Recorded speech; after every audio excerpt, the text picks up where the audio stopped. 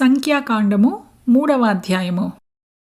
యెహోవా సీనాయి కొండమీద మోషేతో మాటలాడిన నాటికి అహరోను, మోషేల వంశావళులు ఇవే.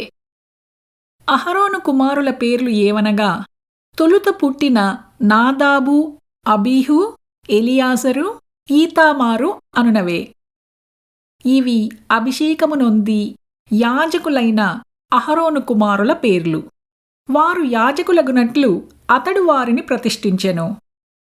నాదాబు, అబీహులు సీనాయి అరణ్యమందు యెహోవా సన్నిధిని అన్యాగ్ని అర్పించినందున వారు యెహోవా సన్నిధిని చనిపోయిరి. వారికి కుమారులు కలుగలేదు కనుక ఎలియాజరు, ఈతామారును తమ తండ్రి అయిన అహరోను ఎదుట యాజక సేవ చేసిరి. మరియు యెహోవా మోషేకు ఈలాగు సెలవిచ్చెను: నీవు లేవీ గోత్రికులను తీసుకుని వచ్చి వారు అతనికి పరిచారకులుగా ఉండునట్లు యాజకుడైన అహరోను ఎదుట వారిని నిలువబెట్టుము. వారు ప్రత్యక్షపు గుడారమునెదుట మందిరపు సేవ చేయవలెను. తాము కాపాడవలసిన దానిని, సర్వసమాజము కాపాడవలసిన దానిని వారు కాపాడవలెను.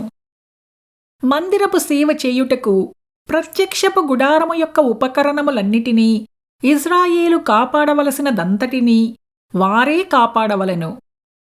కాగా నీవు లేవీయులను అహరోనుకును అతని కుమారులకును అప్పగింపవలెను. వారు ఇజ్రాయేలీయులలో నుండి అతని వశము చేయబడినవారు. నీవు అహరోనును అతని కుమారులను నియమింపవలెను. వారు తమ యాజక ధర్మముననుసరించి నడుచుకొందురు. అన్యుడు సమీపించిన ఎడల వాడు మరణశిక్ష నొందును. మరియు యెహోవా మోషేకు ఈలాగు సెలవిచ్చెను: ఇదిగో, నేను ఇజ్రాయేలీయులలో తొలిచూలి అయిన ప్రతి మగపిల్లకు మారుగా ఇజ్రాయేలీయులలో నుండి లేవీయులను నా వశము చేసుకునియున్నాను. ప్రతి తొలిచూలియు నాది కనుక లేవీయులు నావారయ్యుందురు. ఐగుప్తు దేశములో నేను ప్రతిచూలును సంహరించిన నాడు మనుష్యుల తొలిచూలులనేమి, పశువుల తొలిచూలులనేమి ఇజ్రాయేలీయులలో అన్నిటినీ నా కొరకు ప్రతిష్ఠించుకొంటిని. వారు నావారయ్యుందురు. నేనే యెహోవాను. మరియు సీనాయి అరణ్యమందు యెహోవా మోషేకు ఈలాగు సెలవిచ్చెను: లేవీయుల పితరుల కుటుంబములను, వారి వారి వంశములను లెక్కింపుము. 1 నెల మొదలుకొని పైప్రాయము గల మగవారినందరినీ లెక్కింపవలెను. కాబట్టి మోషే యెహోవా తనకు ఆజ్ఞాపించినట్లు ఆయన మాట చొప్పున వారిని లెక్కించెను. లేవీ కుమారుల పేర్లు గెర్షోను, కహాతు, మెరారి అనునవి. గెర్షోను కుమారుల వంశకర్తల పేర్లు లిబ్నీ, షిమీ అనునవి.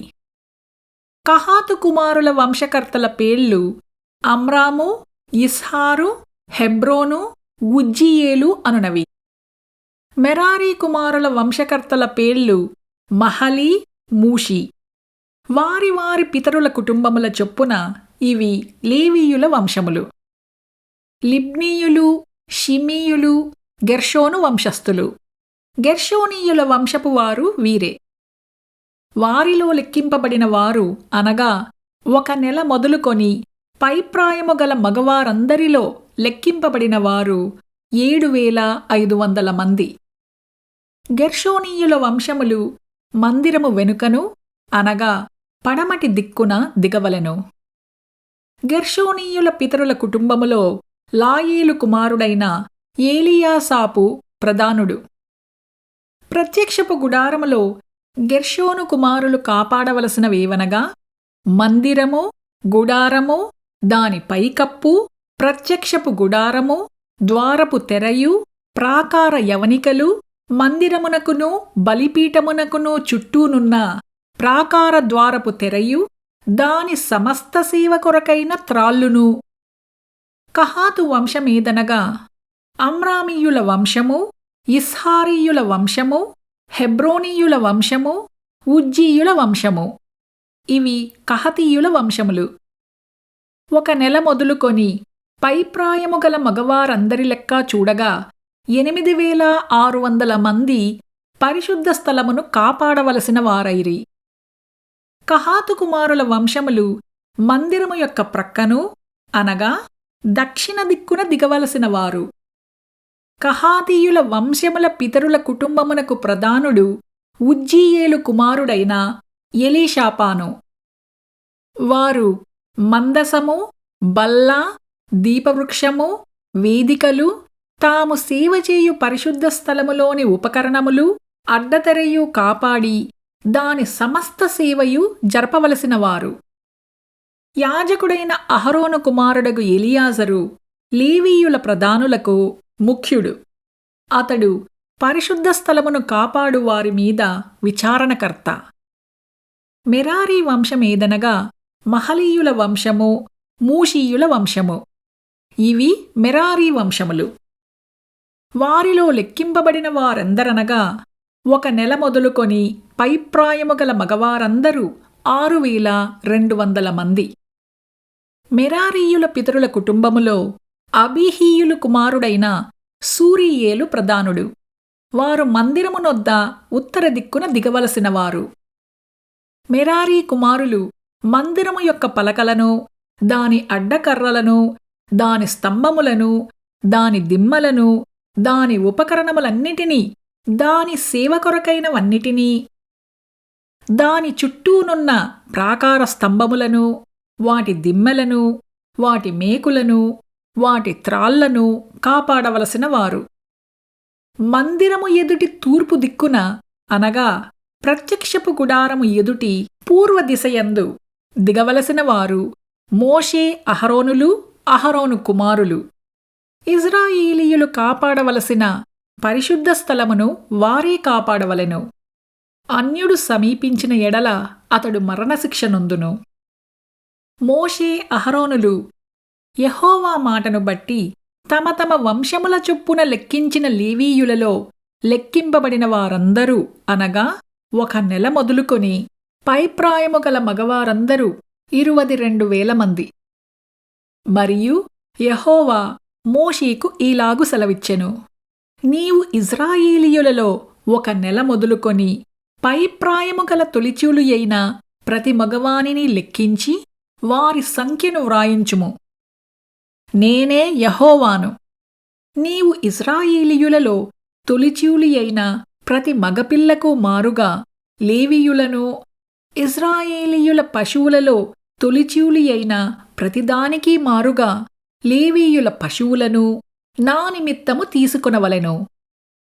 కాబట్టి యెహోవా తనకు ఆజ్ఞాపించినట్లు మోషే ఇజ్రాయేలీయులలో తొలుత పుట్టిన వారినందరినీ లెక్కించెను. వారిలో లెక్కింపబడిన వారి సంఖ్య అనగా 1 నెల మొదలుకొని పైప్రాయము కల తొలిచూలి మగవారందరి సంఖ్య 22,273. మరియు యెహోవా మోషేకు ఈలాగు సెలవిచ్చెను: నీవు ఇజ్రాయేలీయులలో తొలిచూలి అయిన ప్రతివానికి మారుగా లేవీయులను, వారి పశువులకు ప్రతిగా లేవీయుల పశువులను తీసుకొనుము. లేవీయులు నా వారయ్యుందురు. నేనే యెహోవాను. ఇజ్రాయేలీయులకు తొలుత పుట్టిన వారిలో లేవీయుల కంటే 273 ఎక్కువైనందున శేషించిన వారి యొద్ద తలకొక్క 5 తులముల వెండిని తీసుకొనవలెను. పరిశుద్ధమైన తులము చొప్పున వాటిని తీసుకొనవలెను. తులము 20 చిన్నములు. వారిలో ఎక్కువ మంది విమోచన కొరకు ఇయ్యబడిన ధనమును అహరోనుకును అతని కుమారులకును ఇయ్యవలెను. కాబట్టి మోషే లేవీయుల వలన విడిపింపబడిన వారి కంటే ఆ ఎక్కువైన వారి యొక్క విమోచన ధనమును తీసుకొనెను. లేవీయుల వలన విడిపింపబడిన వారి కంటే ఆ ఎక్కువైన వారి యొక్క విమోచన ధనమును తీసుకొనెను. పరిశుద్ధమైన తులము చొప్పున 1,365 తులముల ధనమును ఇజ్రాయేలీయుల జ్యేష్ఠ కుమారుల యొద్ద తీసుకొనెను. యెహోవా మోషేకాజ్ఞాపించినట్లు యెహోవా నోటి మాట చొప్పున అహరోనుకును అతని కుమారులకును విడిపింపబడిన వారి విమోచన ధనమును మోషే ఇచ్చెను.